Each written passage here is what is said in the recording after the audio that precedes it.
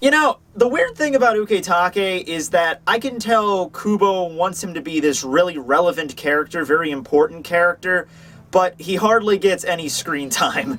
You know, like, I feel like if he really wanted to, we could have an entire, like, arc centered around Ukitake as the main character, just given all the shit that's been going on with him. But as for my favorite moment, this is a moment that in itself might not seem like that big of a deal, but it kind of connects more to other stuff relating to his character and everything. So, it's one scene in particular that's always kind of stood out to me. Even when I first watched it, you know, on, like, Adult Swim, like, back in 2007 or whenever it was, it still, like, stuck out to me. Like, this is kind of an interesting moment. Like, the characters aren't really acting like it's a huge important moment, but to me, I feel like this is really relevant maybe later on. It's when Aizen, Gin, and Tozen are leaving the Seirete at the end of the Soul Society arc, when they're ascending from the Negacion Light into Huecamundo.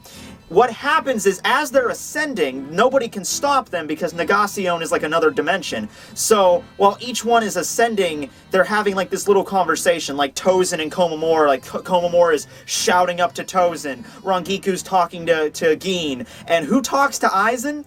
Ukitake. Ukitake is the one that he just kind of steps out, like all the Shinigami are gathered, he just kind of steps up and he's just like, you've joined with the Menos, why would you do such a thing? And Aizen, that's the moment he takes off the glasses and slicks back the hair and he's like, because I'm gonna be God, because no one stood at the heavens before, you know, that stuff. That, I don't know why, that conversation between Ukitake and Aizen, even though it was only a few sentences, for some reason always stood out to me.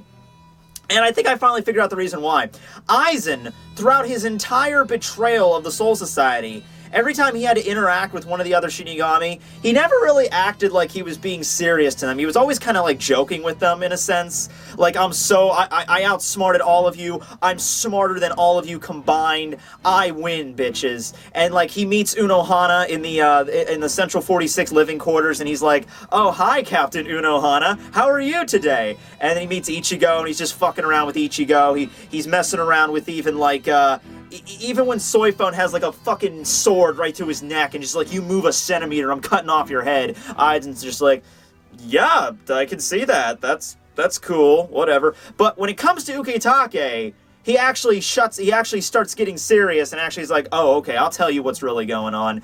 And I think it's because Ukitake is probably the person that's closest to Aizen's intellect. The only other contender probably is Uehara, but I feel like just because Ukitake's been around for longer than Uehara, I'm going to put my money on Ukitake. And you gotta figure, like, Ukitake is a really intelligent dude, and it's something that even gets brought up in the Fullbringer arc, when Ginjo and Ichigo are having their little back and forth, and Ginjo's trying to tell him, like, the Soul Society's been using you, and they're using that past to restrict you, and they didn't tell you about any of this, and the person that's at the freaking height of this freaking, of this massive conspiracy against you, Ichigo, is captain of the 13th Division, Jushiro Ukitake, and Ichigo's response to that is, well, if Ukitake, he is way smarter than me. If he wanted to mess with me, he really could have quite easily, and I never would have been none the wiser. But I have faith in Ukitake, I have faith in my friends, so it's okay. You know what the thing is? Ukitake could be like Aizen so easily. He's like a reverse Aizen, like a good-natured version of Aizen. Because if he wanted to, he could probably pull off all the shit Aizen did, like betray everybody, you know, make everyone think that he's the good guy, and then pull out this massive like betrayal at the end of the day. Ukitake is fully capable of doing that, but he's a good-natured guy, and he doesn't want to do that. There's even been certain points in the series where this has been so prominent that people have honestly thought that Ukitake, hey, he might turn out to be the bad guy. With this final arc and revealing with the whole Mimi Hage and, him, trying to save the Soul King, it's pretty much confirmed that it's not the case. But it would be so easy. I mean, if Ukitake turned out to be a villain, like, halfway through the Fullbringer arc, I wouldn't be surprised by it. I'd be like, oh, shit, okay. Well, it's a shocking moment, but it's not like this came out of freaking nowhere, it came from somewhere. Also, I even think that he might have been a good contender for the Captain Commander, probably a better contender than Shunsui, just for his intellect. We have Shunsui, who's probably stronger physically, and Shunsui's intelligent too, don't get me wrong, but Ukitake's, like around that Uehara Aizen level intellect. Probably the only reason that the Central 46 didn't make him Captain Commander is because of his illness, which holds him back immensely. Can you imagine if Ukitake didn't have that illness? He would be a fucking bad space-ass character if he wasn't sick.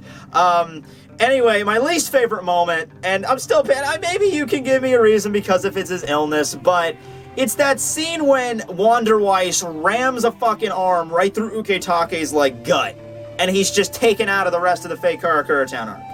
And the first time I saw that, I'm like, no way. There's no way in hell that he's out for the rest of the arc. He's one of the strongest captains. He ain't being taken down like that.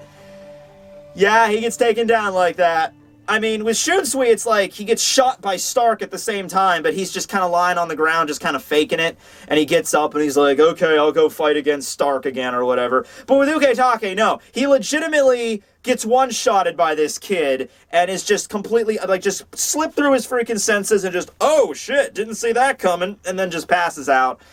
Yeah, I guess you could say it's because of his illness, but damn it. I mean, it's like one of the most strongest characters we were expecting to see some major shit from, and I mean, I guess we saw what Sokyo no Kotowari could do, so that's a cool aspect, but other than that, man, that was just lame.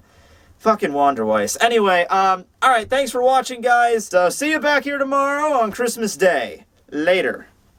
Oh, yeah, what's your least favorite Ukitake moments? If all of you do not put the Wanderweiss thing, I'm gonna slap you, because that's a big deal for me. I feel like that might be a glaring plot point. I mean, plot hole in the series, how he was taken out that fucking easily. Alright, bye.